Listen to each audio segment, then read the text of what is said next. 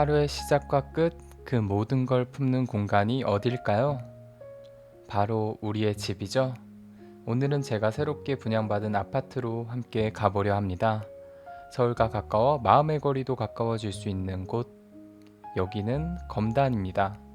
제가 20대에 분양받을 수 있었던 이유와 집이 우리의 인생에서 어떤 의미를 가지는지 이야기를 해보려 해요. 이 영상 여러분의 하루에 잠시의 온기가 되길 바라며 함께 걸어볼까요? 구독, 좋아요, 톡톡톡 지금 클릭 떠나요. 홍대에서의 즐거운 시간을 마치고 검단으로 가고 있습니다. 홍대의 맛집과 이쁜 카페에 방문했었는데 정말 맛있고 좋았거든요. 궁금하시면 상단의 영상 보고 오시는 거 추천드리고요. 홍대에서 검단 신도시까지는 차로 30분 정도 걸리는데 지금은 지하철이 개통해서 대중교통으로도 30분 정도에 갈 수 있다고 합니다. 신검단 중앙역 인근에 도착해서 분양받은 아파트로 가고 있어요. 옆에 검단 6초등학교가 거의 다 지어졌고 중학교도 공사 중이고 인근에 초중고가 다 있어 자녀 교육에 안성맞춤인 것 같습니다.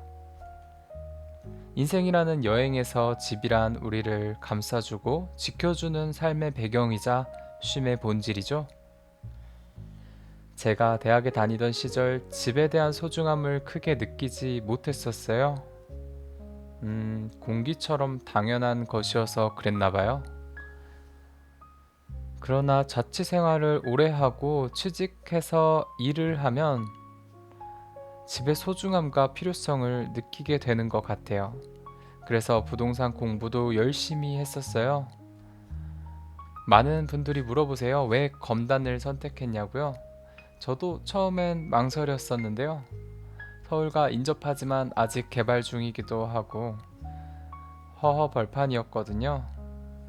저는 아직 20대였었고 가점은 5점이었어요. 수도권 어디를 봐도 제가 현재 모은 돈만으로는 가질 수 있는 집은 없었습니다. 그리고 청약홈을 매일 들여다보니 검단이라는 곳을 알게 되었어요. 그때 이곳의 경쟁률은 40대 1 이상의 인기를 자랑했었죠. 그러나 2023년이 되자 분양시장과 주택 경기가 얼어붙기 시작했어요. 저는 그 빙하기를 기회라고 생각했습니다. 그때 검단의 청약이 떴고 분양가를 보고 입지와 구조를 보고 이건 기회다 싶었어요.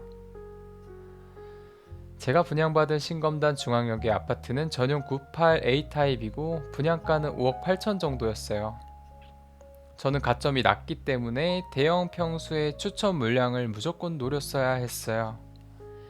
그리고 이곳은 GTX-D 서부권 광역급행철도 그리고 5호선 호재가 있다는 것을 알고 있었습니다. 그러나 사람들의 관심은 냉랭했고 그 냉랭함이 제게는 큰 따뜻함으로 느껴졌어요. 그렇게 그 당시 2대1 정도의 경쟁률에서 무주택자인 저는 우선순위로 추첨에 당첨이 되었어요. 그때 희열은 이루 말할 수 없었습니다. 그렇게 시간이 흘러 어느덧 아파트가 이렇게 다 지어지는 시점이 되었고 계획대로 인천 1호선도 얼마 전 개통을 무사히 했습니다. 검단은 지금 진화 중이에요. 2기 신도시 중에서도 비교적 늦게 주목받고 있지만 서울 접근성 개선 그리고 여러 인프라들이 동시에 들어오는 중이죠. 무엇보다 이곳이 주는 가능성이 마음에 들었어요.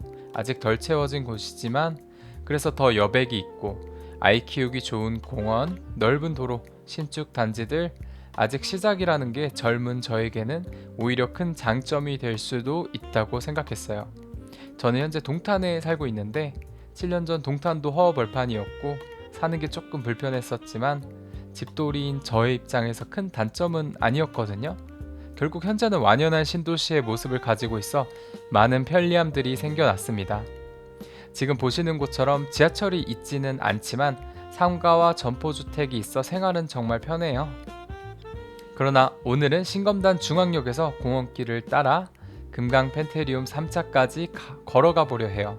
저희 입주 예정자들이 지하철에서 집까지 얼마나 걸리는지 궁금해 하십니다. 그래서 저희 유튜브를 통해 그 궁금증을 해소하며 제가 가지는 집에 대한 철학에 대해 소소하게 이야기하며 여러분과 걸어보려고 합니다. 자, 지금부터 걸어볼 건데요. 카운트다운 시작합니다. 신검단 중앙역의 아파트 옆에는 여울빛 공원이라는 공원과 황화산이 자연을 채워주고 초등학교 예정부지도 곳곳에 있어 나중에 학세권으로 거듭나지 않을까 생각도 듭니다.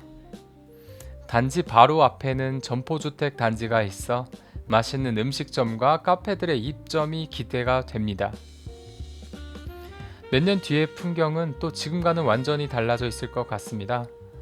5호선 연장 예정지이자 GTX D 호재가 잠들어 있는 소식 덕에 이곳을 검단의 교통으로 부르는 사람들도 있습니다. 이곳에서 또 그 시작을 하는 것이 설레기도 하고 어떠한 고난이 있을지 예상이 되어 우려도 되지만 그 우려들은 시간에 모두 휩쓸려 결국은 완성이 된다는 것을 알기에 설렘이 더 큽니다. 사실 집이라는 건 단순한 건물이 아니잖아요. 퇴근하고 돌아오는 길 피곤할 때 마음이 쉬어가는 곳. 그래서 어떤 집에 살 것인가 보다 어떤 거리를 걸어 들어갈 것인가도 중요하다고 생각해요. 검단은 현재 아직은 조금 불편해요. 공사 중인 길도 있고 상가도 덜 들어섰고, 그런데 그 불편함을 견디는 이유는 그 끝에 우리만의 온전한 공간이 있기 때문이죠. 요즘 집값 이야기를 들으면 마음이 무거워지곤 해요. 너무 비싸고 너무 멀고, 그런데 사람에게 집은 단순한 자산 이상이잖아요.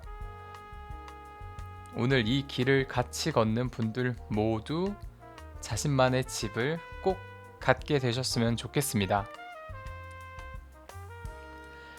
자, 짧게 말하면 집은 삶의 배경이자 쉼의 본질이라고 생각하는데요.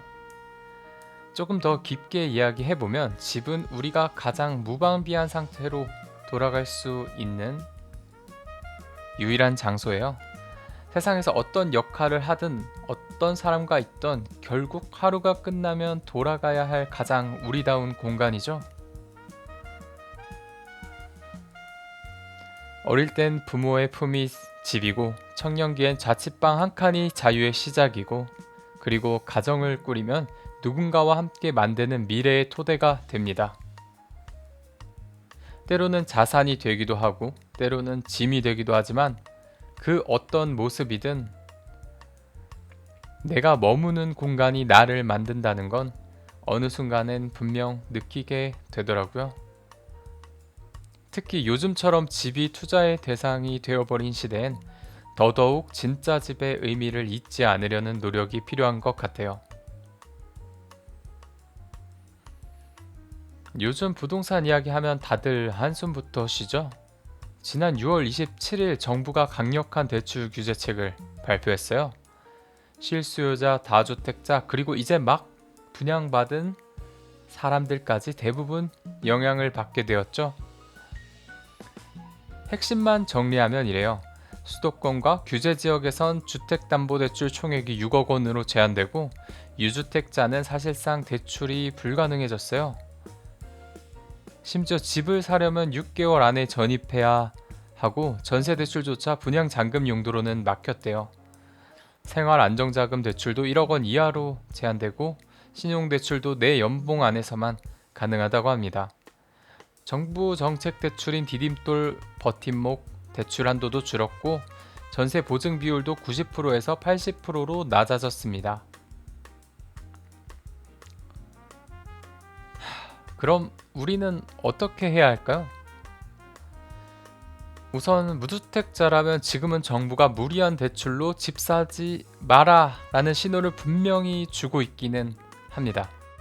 무리한 연끌보다는 신혼희망타운, 공공분양 같은 제도권 안의 기회를 잘 활용하는 게 중요해졌어요. 그러나 이제 전세는 줄어들고 월세로 전환되면 월세가 올라갈 것 같습니다. 그러면 전세는 귀해지고 결국 전세가는 치솟고 그에 맞춰 집값도 올라갈 것 같아요. 한 2년 뒤엔 말이죠.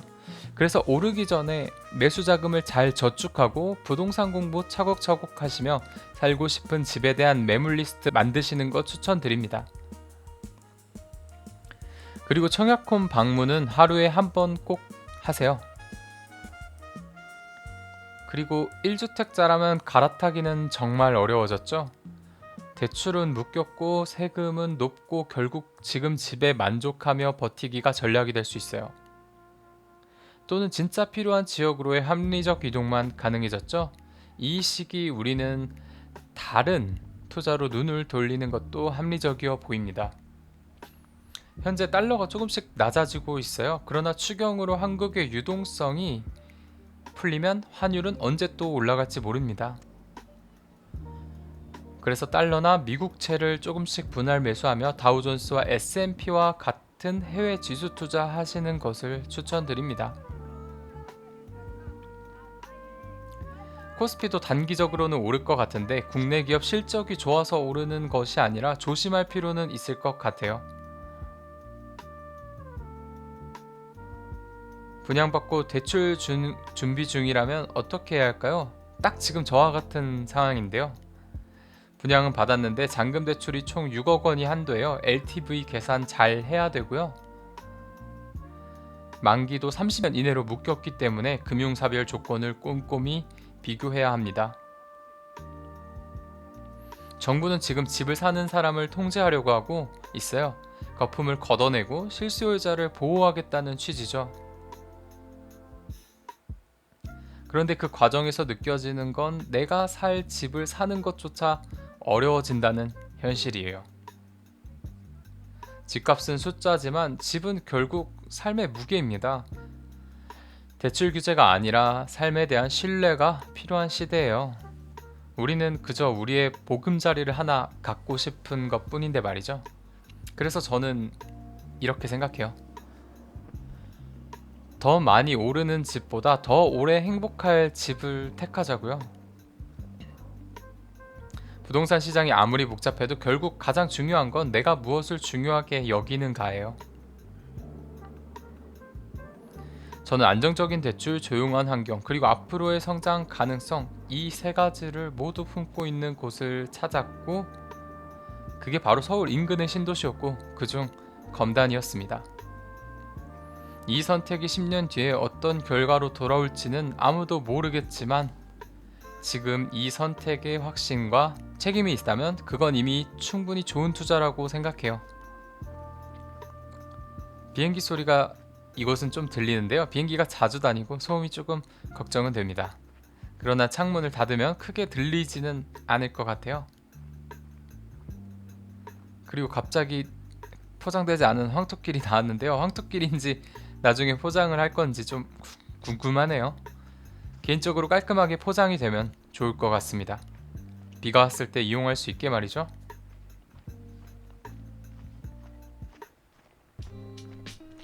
아까 비행기 소리가 난다고 말씀드렸죠.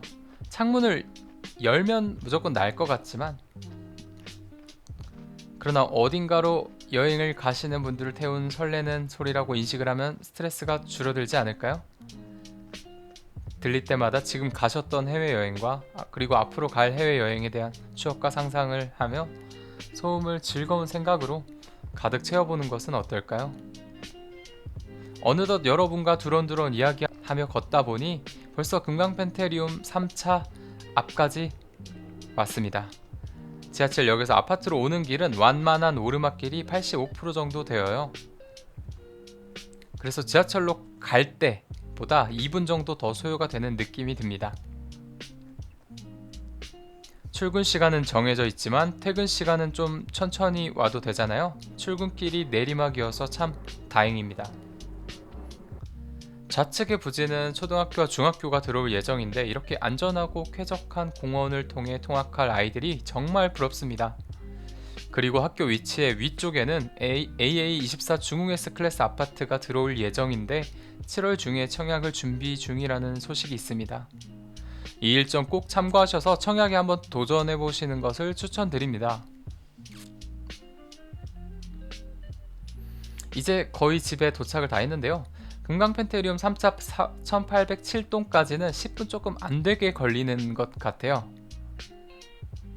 그리고 4809동까지는 11분 정도 걸릴 것 같습니다. 반대 방향인 지하철로 향하는 내리막길과 조금 빠른 걸음을 한다면 지하철로 갈 때는 10분 안에 주파도 가능해 보여요. 보시는 지점이 4809동 앞입니다. 생각해보면 집이라는 건 가장 이기적인 욕망의 집합체 같아요. 안전하고 싶고 따뜻하고 싶고 내 공간을 가지고 싶고, 그래서 정부는 그 욕망을 관리하려고, 시장은 그 욕망을 수치하려고 하죠. 때로는 과열을 막기 위해 규제가 필요하고, 때로는 불균형을 바로잡기 위해 간섭이 필요합니다. 하지만 결국 집은 정책의 대상이 아니라 삶의 출발점이 되어야 하지 않을까요? 누군가의 인생은 지금 막 첫 집을 마련하면서 시작되고, 누군가는 그 집에서 아이를 키우며 삶을 확장해 가고 있어요. 그래서 저는 집값이 오를까 내릴까 보다 나는 지금 어떤 삶을 준비하고 있냐를 먼저 묻고 싶어요. 정책과 시장은 아쉽게도 급변합니다. 결국 가장 중요한 건 우리의 판단이죠. 주변 말보다 뉴스보다 내 삶에 맞는 속도와 방향을 찾는 게 진짜 부동산 공부가 아닐까요? 오늘 함께 걸어와 주셔서 감사합니다. 누구나 자신만의 보금자리를 꿈꾸죠. 서울 한복판이면 정말 좋겠지만 나에게 편안하고 내가 만족하는 공간이라면 어디든 집이 될 수 있다고 생각합니다. 오늘 영상이 누군가에게 작은 참고가, 누군가에게는 위로가 되었으면 좋겠습니다. 그럼 다음 영상에서 또 만나요. 구독과 좋아요는 정말 저에게 큰 힘이 됩니다. 그리고 댓글도 부탁드려요.